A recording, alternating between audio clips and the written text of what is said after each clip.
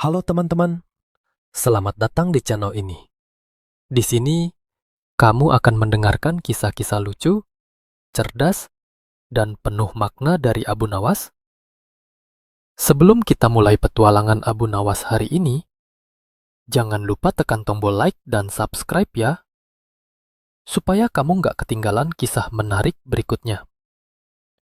Sekarang, yuk kita mulai ceritanya.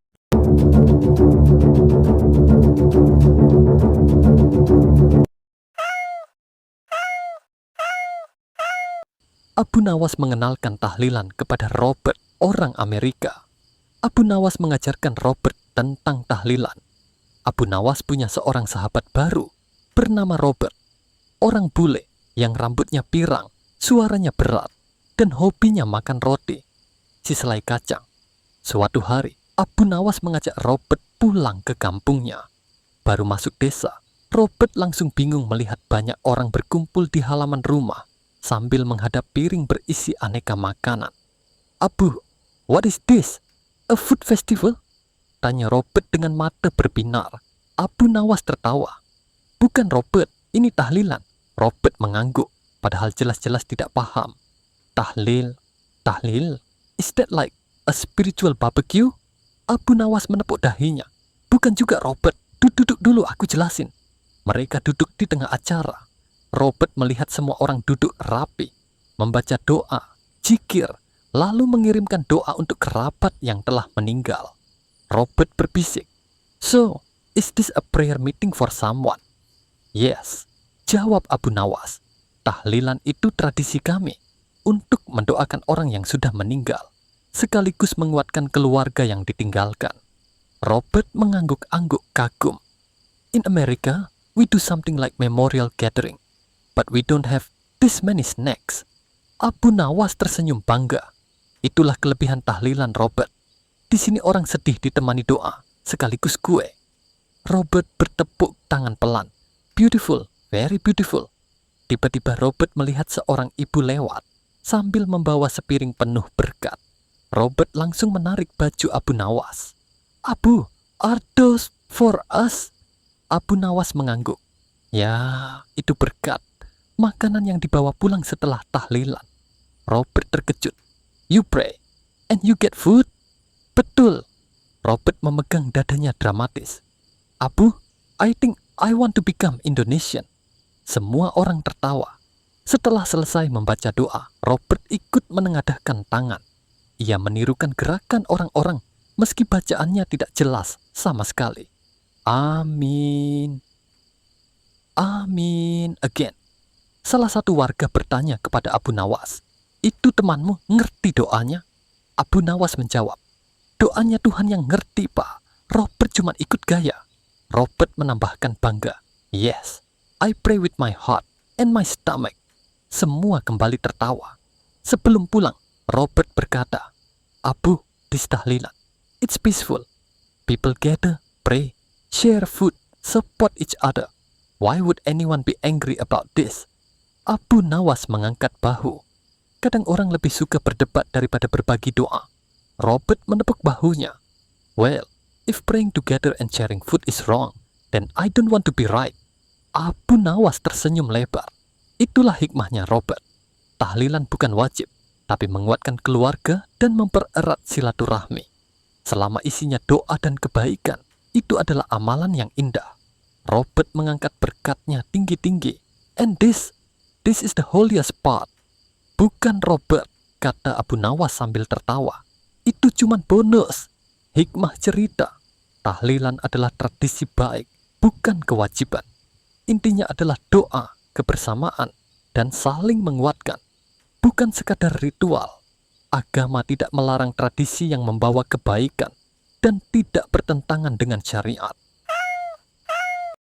Cerita Abu Nawas, tahlilan yang nyaris gagal gara-gara satu gelas teh.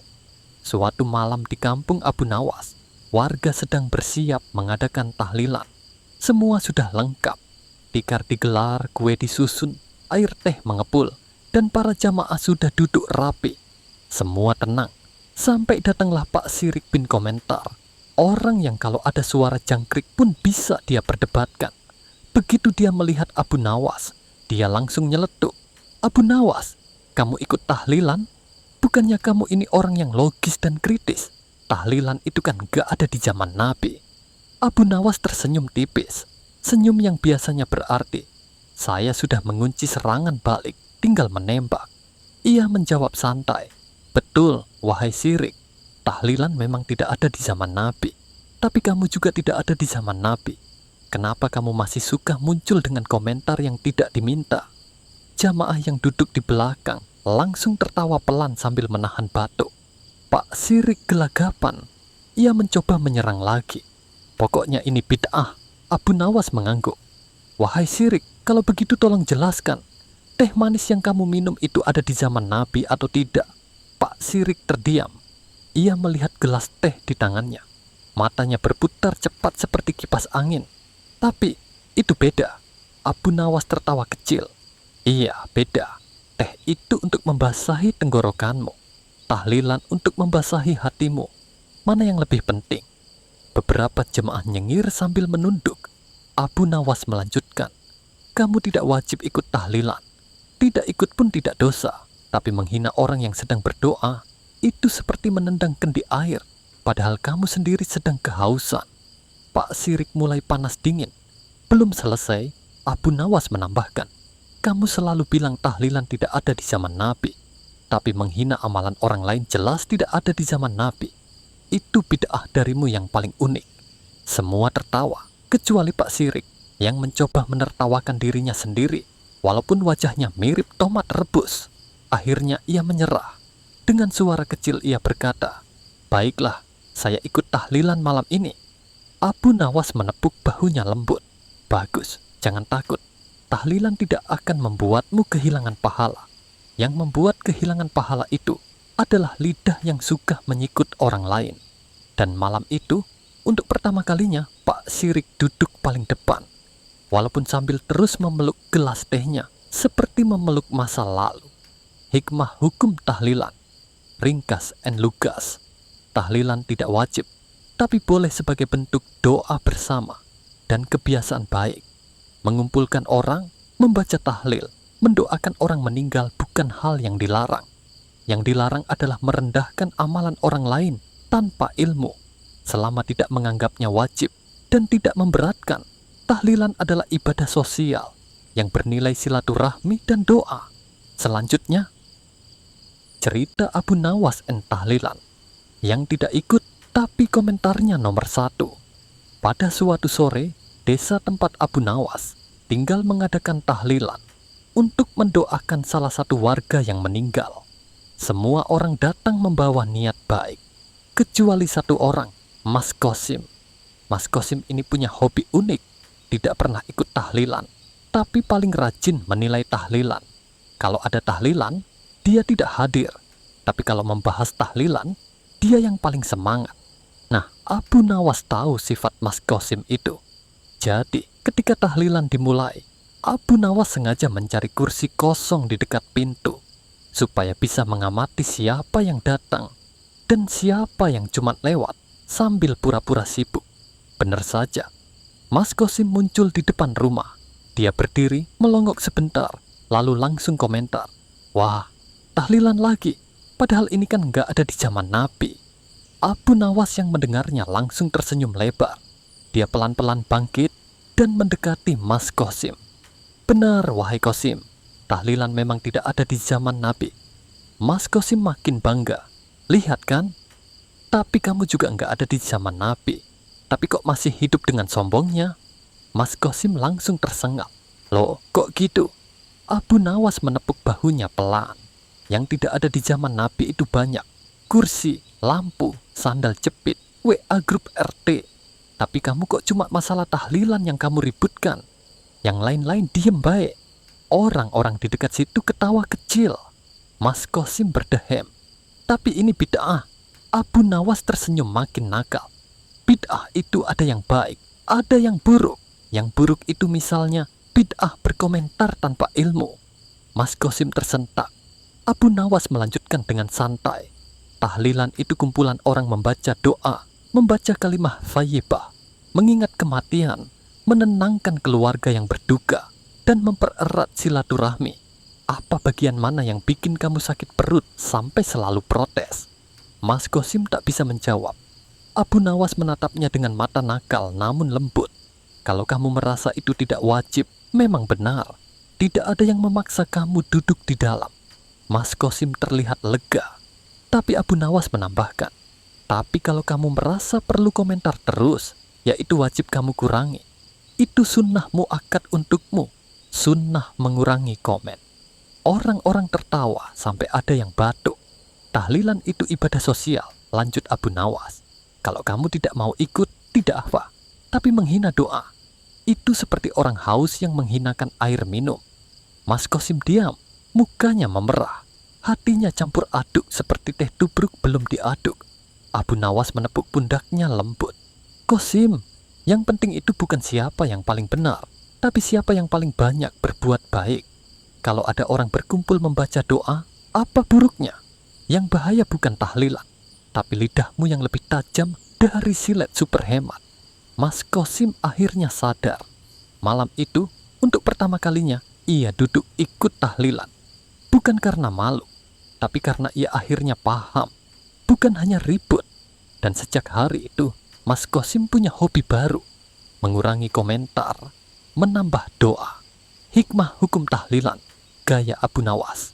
Tahlilan bukan wajib, tapi boleh sebagai bentuk doa dan kebiasaan baik. Tidak ada larangan mendoakan orang meninggal secara bersama-sama. Yang haram itu bukan tahlilannya, tapi merendahkan amalan orang lain tanpa ilmu. Yang penting bukan bentuk acaranya, tapi niat dan kebaikan yang terkandung di dalamnya. Selama tidak menganggap wajib dan tidak memberatkan, tahlilan adalah budaya baik yang bernilai ibadah sosial. Selanjutnya, hukum tahlilan, Abu Nawas, humor dan hikmah yang menyentil. Suatu hari, warga mendatangi Abu Nawas dengan wajah tegang. Mereka berdebat soal tahlilan sampai suara naik turun, seperti pedagang kain yang sedang tawar-menawar. Yang satu bilang, tahlilan itu bid'ah. Yang lain bilang, tahlilan itu berkah. Yang lain lagi bilang, saya ikut saja, yang penting ada hidangan. Abu Nawas mengelus jenggotnya. Astaga, mayitnya sudah tenang, kalian yang hidup malah ribut, katanya sambil geleng-geleng. Kalau begitu, mari kita tes kecerdasan kalian. Abu Nawas mengeluarkan 3 benda dari sakunya. Sebuah tasbih, sepotong roti, dan sebuah gulungan kertas kosong. Orang-orang bingung. Abu berkata, ini tes sederhana. Tidak perlu ijazah, hanya perlu akal. Pertanyaan pertama, apakah membaca tahlil dan zikir ini sambil mengangkat tasbih hukumnya boleh? Semua menjawab, boleh. Pertanyaan kedua, apakah memberikan makanan kepada orang lain seperti roti ini hukumnya baik? Semua menjawab, baik. Pertanyaan ketiga, apakah berkumpul membaca doa sambil membawa kertas doa hukumnya boleh? Semua mengangguk. Abu Nawas tersenyum lebar. Kalau semua bagiannya halal, bagaimana mungkin hasil gabungannya jadi haram? Warga terdiam. Ada yang mengangguk, ada yang malu, ada yang menepuk jidat. Humor Abu Nawas yang menampar halus. Salah satu warga masih ngeyel.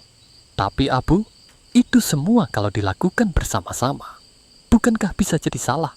Abu menjawab santai. Kalau begitu, makan bersama juga harus haram. Karena nasi itu halal, lauk halal. Tapi kalau digabung dan dimakan ramai-ramai, bisa jadi bid'ah makan berjamaah dong. Warga langsung tertawa sampai ada yang batuk. Hikmah Abu Nawas, yang penting niatnya. Setelah suasana mencair, Abu berkata, tahlilan itu bukan kewajiban, tapi ia juga bukan kesalahan.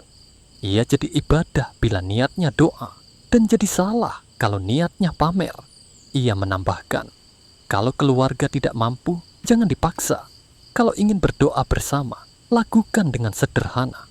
Kalau tidak mau tahlilan, tidak usah mencela. Yang penting, mayit didoakan, bukan diperdebatkan. Kalimat pamungkas Abu Nawas. Sebelum warga bubar, Abu Nawas memberikan satu kalimat yang membuat semua tersenyum. Ingat, yang meninggal hanya satu orang. Jangan sampai yang ribut jadi 100 orang. Orang-orang tertawa, tapi hikmahnya menancap di hati. Sejak hari itu, perdebatan tahlilan mereda. Warga memahami bahwa tradisi baik akan tetap baik bila dilakukan dengan niat yang lurus dan cara yang ringan. Beberapa orang datang kepada Abu Nawas untuk bertanya tentang tahlilan. Mereka berbeda pendapat, ada yang mengatakan boleh, ada yang mengatakan tidak perlu, ada pula yang menganggapnya memberatkan keluarga yang sedang berduka. Abu Nawas hanya tersenyum dan berkata, masalahnya bukan pada acara tahlilannya, masalahnya ada pada hati orang yang melakukannya. Ia kemudian menjelaskan bahwa membaca doa, kalimat thayyibah, zikir, atau ayat suci untuk orang yang telah meninggal tidak pernah membawa mudarat. Justru yang merusak adalah ketika manusia memperdebatkan hal kecil dan melupakan makna besarnya. Menurut Abu Nawas, inti dari tahlilan ada 3. 1. Mengirim doa kepada yang telah wafat. Doa tidak pernah ditolak Allah selama tulus. Dan doa untuk orang yang meninggal adalah bentuk kasih sayang terbaik bagi mereka. 2. Menguatkan hati keluarga yang ditinggalkan. Kebersamaan dan bacaan doa membuat mereka tidak merasa sendirian menjalani masa duka. 3. Menghadirkan pengingat bahwa hidup itu singkat. Tahlilan adalah momen untuk merenungi diri sendiri, bukan sekadar acara berkumpul.